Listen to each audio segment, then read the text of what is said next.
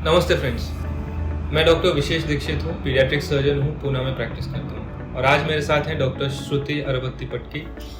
Madam एक anaesthesiologist हैं और अनुबंध फर्स्ट एड एकेडमी इंडिया की फाउंडर एंड CEO हैं। वो लोगों को फर्स्ट एड सिखाती हैं, बेसिक और एडवांस रिस्पॉन्डर केयर। मतलब अगर आप सड़क पे जा रहे हैं, अचानक कुछ हो गया तो क्या करना चाहिए, कोई गिर गया, बेहोश हो गया, एक्सीडेंट हो गया, ब्लीडिंग हो रहा है, सांस नहीं ले रहा है, ऐसे सिचुएशंस में क्या करना चाहिए, ये मैडम सबको सिखाती है।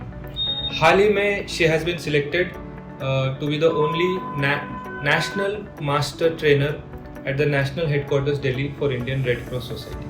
आज हम जानेंगे कि सर्जन्स आपको क्यों बोलते हैं कि सर्जरी के पहले पेशेंट को भूखा रखना पड़ता है।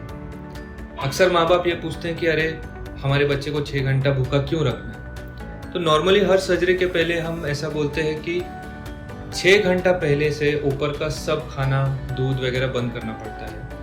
अगर बच्चा माँ का दूध पीता है तो 4 घंटे पहले हमें वो रोकना होता है और सिर्फ पानी दे सकते हैं, वो भी 2 घंटे पहले तक, अगर आपका बच्चा 6 महीने से बड़ा हो तो इसके पीछे क्या राज है, क्यों हमें बच्चों को भूखा रखना पड़ता है सर्जरी के पहले, इसके बारे में बात करेंगे डॉक्टर श्रुति।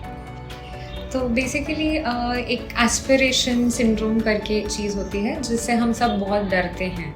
तो ये होता क्या है, आपके जो फेफड़े हैं वो आपकी सांस की नली के साथ जुड़े हुए हैं। सांस की नली के बिल्कुल पीछे आपकी खाने वाली नली है जो जुड़ती है आपके पेट के साथ।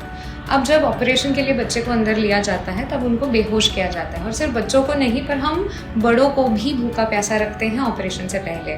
पता है बहुत क्रूएल चीज़ है और हम पे बहुत गाली पड़ती है उसके लिए, बट ये समझने की बहुत ज़रूरत है कि एक बार बेहोश करने के बाद ऑपरेशन थिएटर के अंदर अगर इस इंसान को उल्टी होती है तो ये जो भी पेट से निकली हुई चीज़ है ये उसको जाने के लिए एक ही जगह मिलती है, सांस की नली और उसके द्वारा आपके फेफड़ों में। अब फेफड़ों में हवा के अलावा और कोई भी चीज़ अगर पहुंचती है तो आपके फेफड़े बहुत जल्दी तुरंत डैमेज हो जाते हैं। और जब फेफड़े डैमेज हो जाते हैं तब वो सिर्फ खुद डैमेज नहीं होते बल्कि पूरे शरीर को बंद करने की क्षमता रखते हैं। तो इस कारण वेंटिलेटर पे पेशेंट को हमें डालने की ज़रूरत पड़ सकती है और उनके जान को खतरा बढ़ सकता है।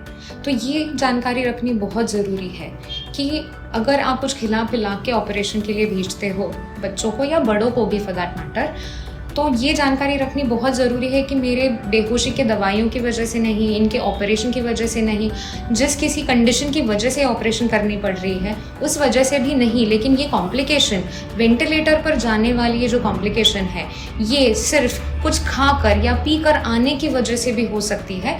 इसको ध्यान में रखना बहुत ज़रूरी है। तो प्लीज़ इसको हम एनेस्थीसिया में हम इसको एस्पिरेशन सिंड्रोम कहते हैं। तो इस सिंड्रोम में कॉम्प्लिकेशन रेट 90% से ज़्यादा होने की संभावना बहुत बढ़ जाती है। तो ये जानकारी रखनी बहुत ज़रूरी है। तो अगर आपके सर्जन आपको कहते हैं कि कुछ खा के मत आइए, कुछ पी कर मत आइए, तो प्लीज़ ये जो भी स्टारवेशन है, मतलब भूखा रहने का ये जो समय है, इसको हमेशा फॉलो करें और कॉम्प्लिकेशन रेट को कम रखें। तो दोस्तों, आपने देखा कि कितना ज़रूरी है और क्यों ज़रूरी है बच्चों को या किसी भी पेशेंट को सर्जरी के पहले भूखा रखना। तो ये सुझाव जब आपके सर्जन आपको देते हैं, प्लीज़ उसको बहुत स्ट्रिक्टली फॉलो करिए। उसमें छुप छुपा के कुछ भी देने की कोशिश मत करिए, नुकसान पेशेंट का ही होता है। आशा करता हूँ कि अब आप समझ पाए कि इस भूखा रखने के पीछे क्या राज है। धन्यवाद।